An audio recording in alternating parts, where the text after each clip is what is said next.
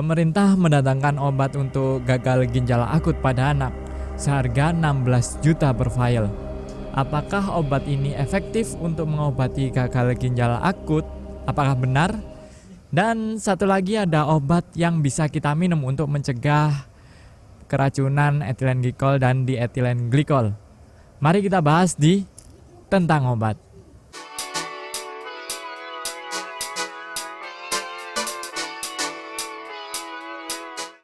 Sebelum saya bahas tentang obat, maka saya akan berikan pesan untuk pemerintah gitu ya, untuk menyadarkan kita.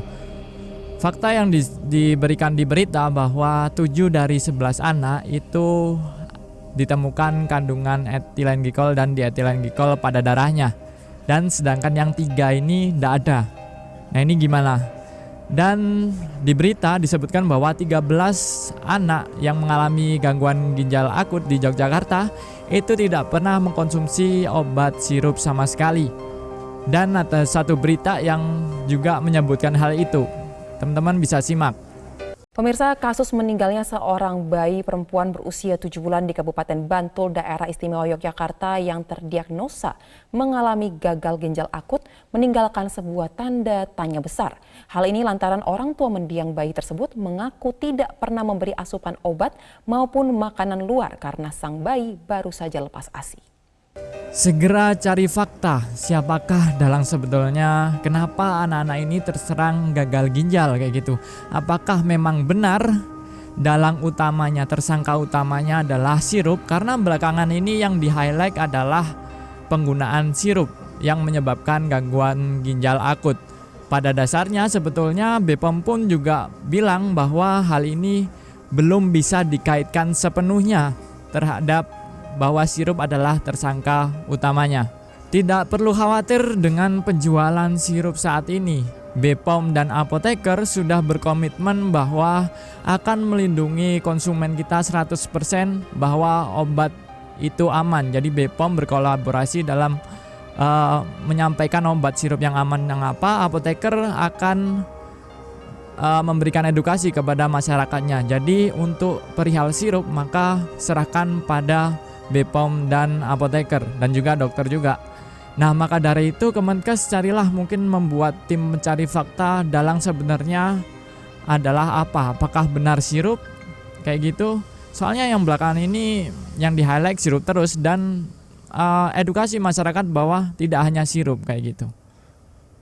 Ada faktor-faktor lain yang memungkinkan. Kalaupun memang benar-benar sirup ya sampaikan cuma sirup aja yang menyebabkan hal ini kayak gitu. Apakah tidak dites hal-hal yang lain, makanan, minuman, dan sebagainya?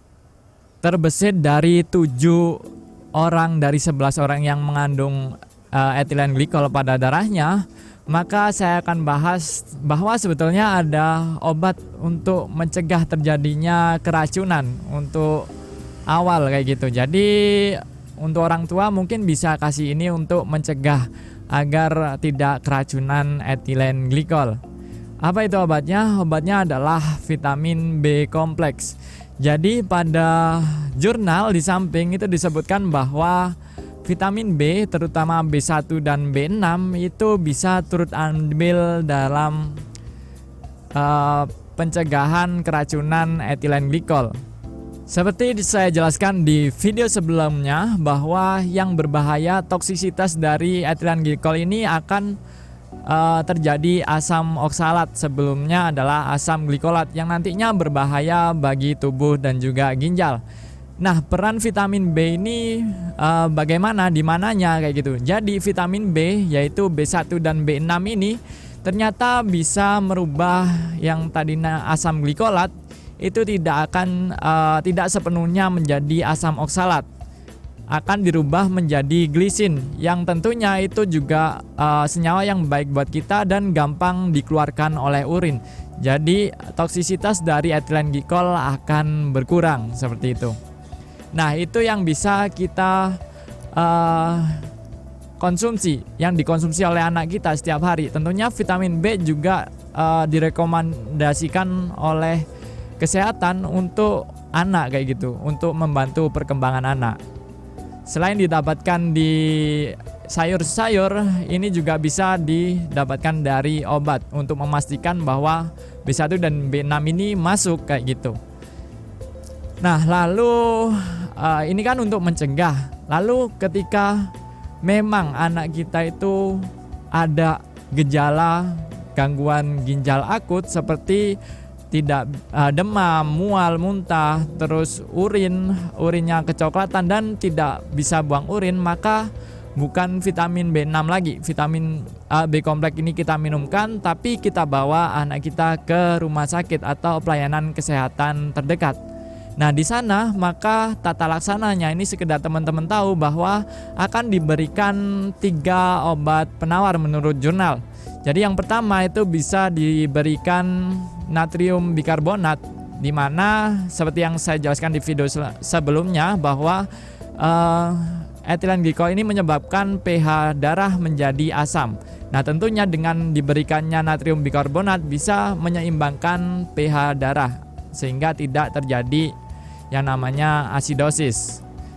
Nah, yang kedua yaitu diberikan obat fomepizol, yaitu yang didatangkan pemerintah dari Singapura seharga 16 juta per vial. Apakah obat ini obat untuk gangguan ginjal akut? Tentunya bukan. Obat ini adalah obat untuk menetralisir toksisitas dari etilen glikol. Jadi obat ini itu nantinya akan mencegah terjadinya asam glikolat. Jadi yang tadi vitamin B6, asam glikolat dicegah untuk menjadi asam oksalat.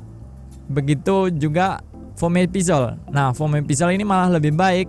Dia akan mencegah terjadinya asam glikolat. Jadi awalnya dengan penghambatan enzim kayak gitu. Enzimnya di samping ini namanya. Nah, kayak gitu. Terus yang ketiga adalah bisa menggunakan etanol kayak gitu. Dan tentunya ada dosis tersendiri dari ketiga itu yang hanya bisa diberikan oleh pelayanan kesehatan. Jadi yang bisa kita cegah sekarang adalah mungkin merutinkan anak kita untuk mengkonsumsi vitamin B kompleks kayak gitu. Itu aja dari saya Sarul, apoteker dari Tentang Obat. Bye.